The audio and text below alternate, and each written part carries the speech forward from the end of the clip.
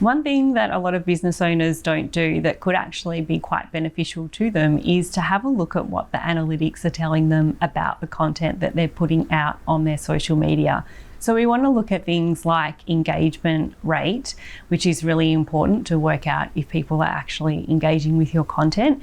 And then if people are engaging with the content, you actually want to do more of that. And then if you look at content that isn't performing as well, then what are ways that you might be able to tweak and change that?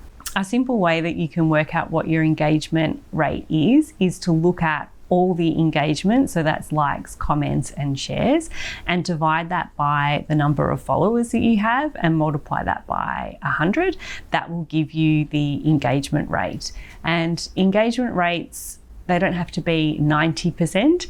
A good engagement rate could be around 5% for any audience. One of the things that people often forget to check is their Google Analytics, and this can really inform you where your website traffic is coming from. So if you find that you've got a large amount of traffic coming from LinkedIn, for example, that might inform you that you need to be consistently posting across LinkedIn. If you're finding that you're not getting much traffic from different social media platforms, try mixing up the content to see if that makes a difference. So looking at video as an option, looking at branded memes, looking at carousel posts, things like that, they might make a difference and they might be something that your audience is more interested in. I probably recommend that you are looking at your analytics each month so that you can have a bit of a benchmark to see where things are going, and you can really dive deep into what those analytics are telling you, and if there's particular types of content that's performing well, you can do more of that. But it is something that you consistently want to look at,